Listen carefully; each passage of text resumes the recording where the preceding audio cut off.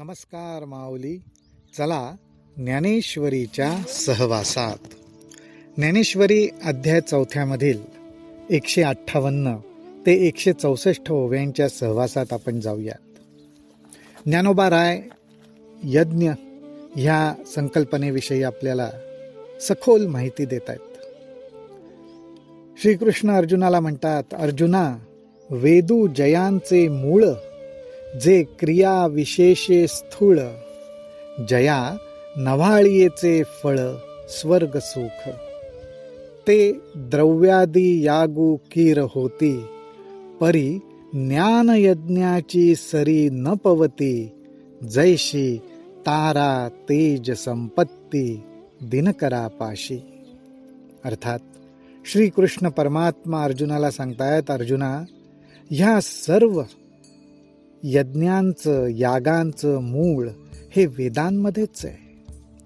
त्याच्यामध्ये क्रिया कर्म विशेष ह्या सर्व गोष्टी येतात आणि ह्या सर्व कर्माचं फळ म्हणजे स्वर्गसुख ते यज्ञ याग करणाऱ्याला प्राप्त होतं. असे द्रव्यादी अनेक याग अनेक यज्ञ हे वेदांमध्ये सांगितलेले आहेत, परंतु ज्ञान यज्ञाची सर मात्र यातल्या कुठल्याही यज्ञाला येत नाही. आणि ह्याविषयी दृष्टांत देताना आपले ज्ञानोबा राय म्हणतात, ज्याप्रमाणे अनेक तारे आणि त्यांचं तेज हे जर एकत्र केलं तरी सुद्धा त्या तेजाची तेजरूप संपत्तीची दिनकरापाशी काय गणना. अर्थात सूर्यासमोर अनेक ताऱ्यांच्या तेजाची संपत्ती काय टिकाव धरणार. सूर्यनारायणाचं तेज हेच प्रमुख तेज.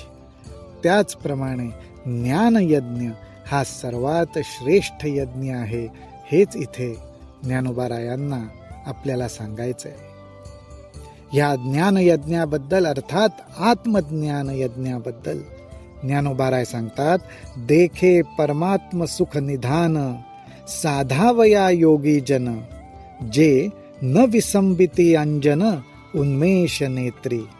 अर्थात परमात्मरूपी सुख, त्या सुखाची खाण, त्या सुखाचा निधी सापडण्यासाठी साधण्यासाठी सर्व योगीजन, सर्व योगी मंडळी अजिबात कुठल्याही प्रकारे एक गोष्ट विसरत नाहीत. आणि ती गोष्ट कुठली तर ज्ञानरूपी अंजन डोळ्यात घालण्याची. या ठिकाणी माऊलींनी उन्मेष नेत्री अर्थात ज्ञानचक्षु ह्या अर्थाने हा उन्मेष नेत्री शब्द वापरलेला आहे.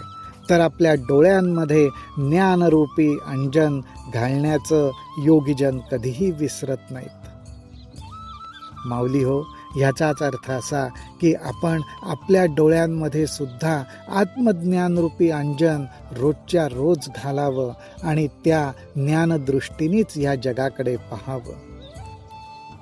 पुढे ज्ञानोबा राय म्हणतात, जे धावतया कर्माची लाणी, नैष्कर्म्य बोधाची खाणी, जे भुकेलिया धणी साधनाची, जेथ प्रवृत्ती पांगुळ जाहली, तर्काची दिठी गेली, जेणे इंद्रिये विसरली विषय संगू. अर्थात हे आत्मज्ञान म्हणजे कसं आहे तर आत्मज्ञानाच्या अगोदर एक कर्माची प्रवृत्ती असते. मला कर्म करणं आवश्यक आहे, मी काहीतरी करणं आवश्यक आहे, ही एक वृत्ती जीवापाशी असते. त्या कर्माच्या वेगाचा शेवट सुद्धा ज्या ठिकाणी होतो ती अवस्था म्हणजे मी कर्मरहित असं आत्मस्वरूप आहे. मी कर्मरहित असं आत्मस्वरूप आहे. हा बोध, कर्माचा वेग जिथे मंदावतो तिथे हा बोध होतो. अर्थात इथेच आत्मज्ञानाची सुरुवात होते. आणि एवढंच नाही तर हा बोध ज्या ठिकाणी होतो त्या ठिकाणी जेवढी काही साधनं मोक्ष देतात, मोक्ष देऊ शकतात, त्या सर्व साधनांची सुद्धा सांगता आणि तृप्ती ह्या आत्मज्ञानापाशी होते. तिथे कुठल्याही प्रकारे साधनेची खटपट करावी कुठल्याही प्रकारे विशेष कर्म करावं अशी गरजच उरत नाही. कारण या ठिकाणी आत्मज्ञानामुळे कर्म करण्याची प्रवृत्ती पांगळी होते. बुद्धीची तर्क करण्याची दृष्टीच नाहीशी होते. बुद्धीने आता तर्क तरी कुठल्या गोष्टीचा करायचा? शाश्वत अशाश्वत ह्याच्याही पलीकडे बुद्धी झेपावते. जास्तीत जास्त तर्क हा शाश्वत आणि अशाश्वत गोष्टींविषयीच करतो आपण. योग्य अयोग्य चांगलं वाईट ह्याविषयीच करतो. पण एकदा का बुद्धीची झेप आत्मज्ञानाकडे गेली की तिथे बुद्धीही मावळते. तिची तर्क करण्याची दृष्टीच खुंटते, नाहीशी होते. आणि एवढंच नाही तर इंद्रिय सुद्धा विषयांशी त्यांचा असलेला संबंधच विसरतात.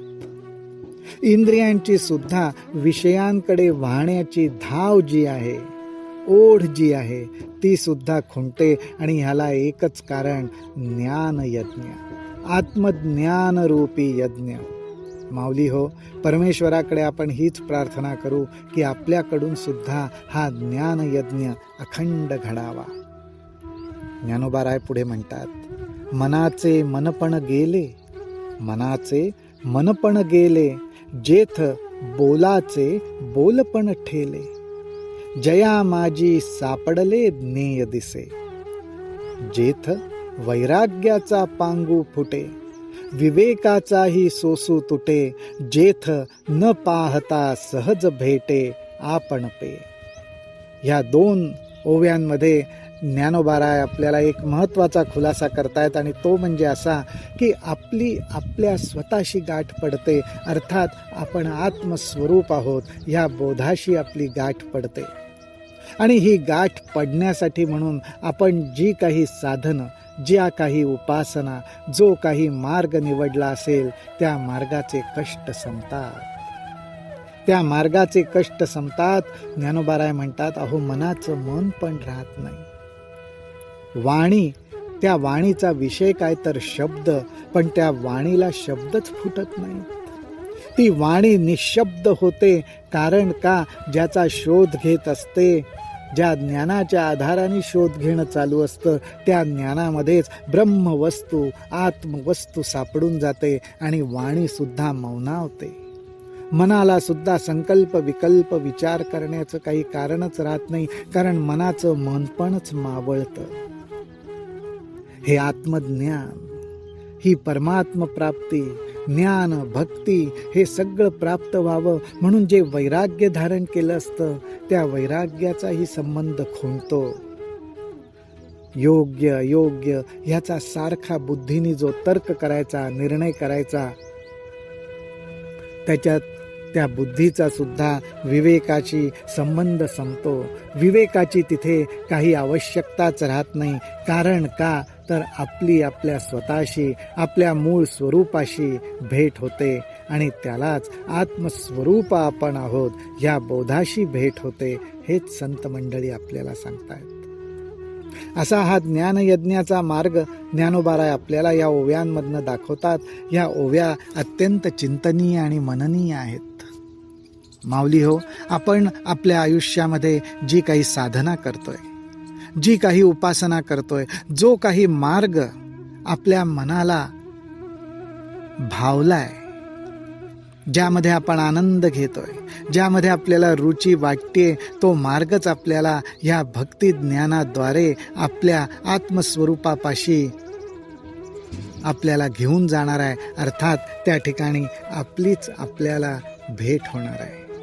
आत्मस्वरूप म्हणजे दुसरं कोणी आपल्याला तिथे भेटणार आहे असं नाही. तर ज्ञानोबाराय स्पष्टपणे सांगतात, जेथ न पाहता सहज भेटे आपण पे. अशी ही आपल्याशीच आत्मस्वरूपाच्या बोधाशी गाठभेट लवकरात लवकर हो हीच आपण ज्ञानोबारायांच्या चरणी प्रार्थना करूयात. रामकृष्ण हरी, रामकृष्ण हरी, रामकृष्ण हरी.